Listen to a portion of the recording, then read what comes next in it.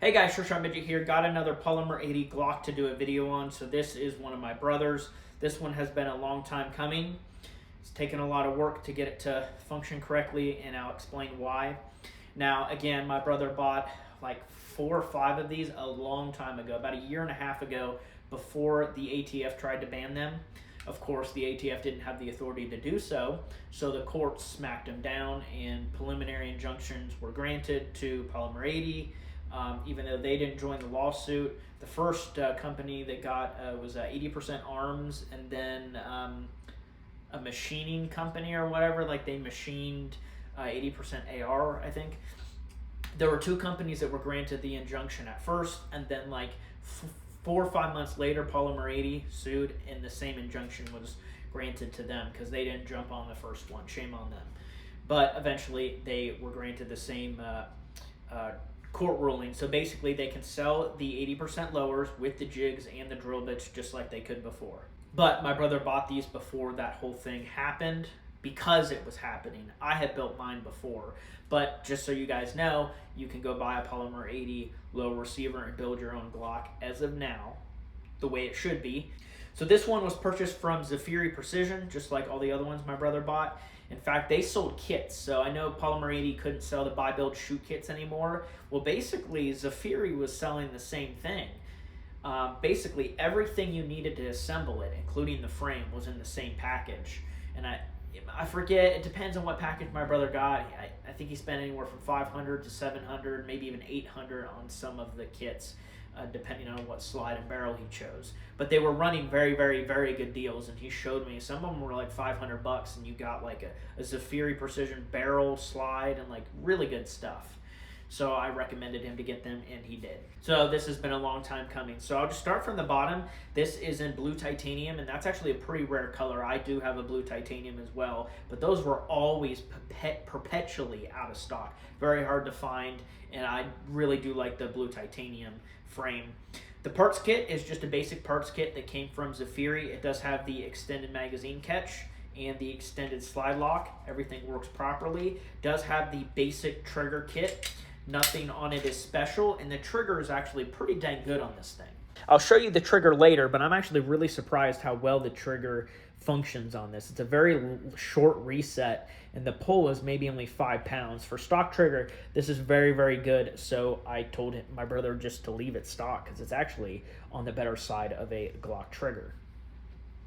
Now you can see there's a bunch of dremeling in here, and that is because my brother got the wrong slide. My brother got a Gen 4 slide, because Gen 4 sounds newer than Gen 3, doesn't it? And I told him, no, you need a Gen 3. He bought a Gen 4 anyways, so his dumbass made more work for me. So I had to Dremel out the bottom of this and Dremel the slide, because Gen 4 slide is much thicker on the front.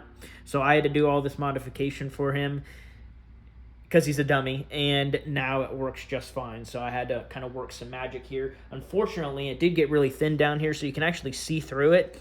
Yeah, there's no chamber pressure down there or anything, so it's not too big of a deal. It's just cosmetic, but yeah, I got a little thin on that area there. And then onto the slide, it just has a basic 16-pound recoil spring here. And I had to buy a plug to plug the Gen 4 slide because the hole is so much bigger, because I could not use a Gen 4 spring guide. I tried, and that wouldn't work. So I just had to use the Gen 3, but use this plug. And the plug was actually the wrong size, so I actually had to Dremel this as well to get it to fit in there. So a lot of Dremeling had to occur, but it runs great now, so that's what matters after a little magic. The barrel in here is a Zafiri Precision. It's a gold one, and it is ported. So this is the second ported pistol I've ever shot. The first Glock ported pistol. The other one is a friend's Smith & Wesson. Now, theoretically, I'm pretty sure the velocity is lowered because of this. I'm pretty sure. So I don't know what kind of velocity reduction you would expect, but the recoil reduction is actually very noticeable.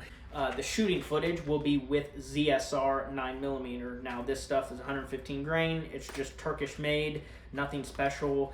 Give or take 1,100 feet per second out of a 4-inch Glock 19 barrel like this. Now again, I don't know if the ports reduce the FPS. I'm pretty sure it does reduce the FPS, maybe by 50 FPS, maybe 100, so it may be closer to 1,000 FPS.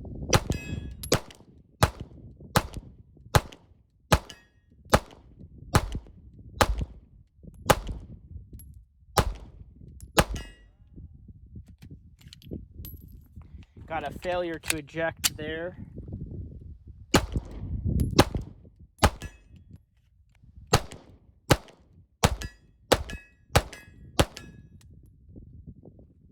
Got a light primer strike on that one, I believe.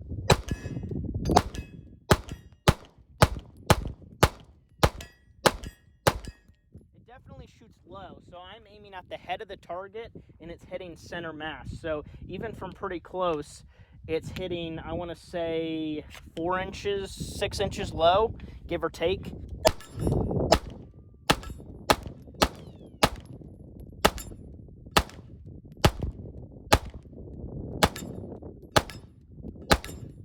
Above the target, and then I'm smacking it pretty consistently, so it's a good 6 inches low, that's for sure. But once I learn where it's hitting, I can smack it pretty good. Now the slide on here again is Superior Precision. It is actually blue titanium, but it's battle worn, so it looks really nice. Probably my favorite slide of my brother's. I like this, the grips back here, the stippling or serrations. That's the word I was looking for, serrations. They're like dots, and that's got ports on the front, and then of course the ports on the slide for the barrel. So this does get really dirty. I did shoot this before when it wasn't working quite as well, and then I did modification to make it work well, but this gets really dirty up here because of the ports, so that's kind of a given. It is optics cut, but there is no plan to put an optic on here. My brother instead got tritium night sights. These are actually Trigicon. So can you see that? Trigicon. The front one is orange. The back ones are green. They're kind of subdued though, but they do glow because they're tritium. Very nice sights. I think those were like $100, pretty expensive. And then this back plate on here, it's got the Texas State in gold, and that was purchased from Millspin. I love their website. I have like 4 of their back plates, and I think my brother's got 2 or 1. One. Yeah, he's got 1, and then one of my friends also got 1. Like I said, the trigger on here is actually pretty good. So the play, a bunch of play, that's typical. Of course, the safety works, but a bunch of play. But it's actually really light, and check the reset out. That's it. Yeah, not all Glocks are that short of a reset, so it just depends on the kit. But very nice trigger, and it's actually very light. Very light, 5 pounds, I'd say. So good stock trigger. All right, so I got you zoomed up a little bit so you can see the target a little bit better because it is getting a little dark out here. The sun's not on the targets anymore. I got 17 rounds of the ZSR Turkish ammo again.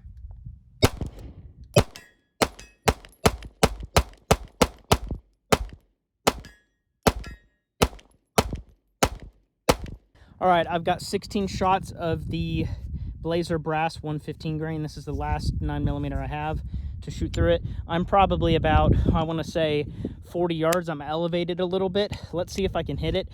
I shot just 4 shots from up here, and it's still hitting a little bit low.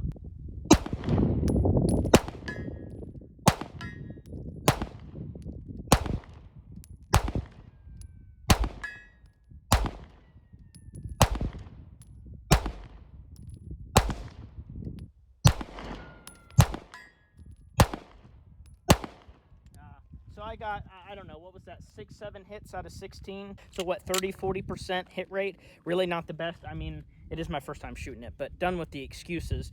It does have low recoil for sure. The ammo that I was shooting out here is kind of considered full power, you know, 1,100 feet per second. It's not like NATO or anything like that, not hot, but it's average, I would say. It's definitely not low power.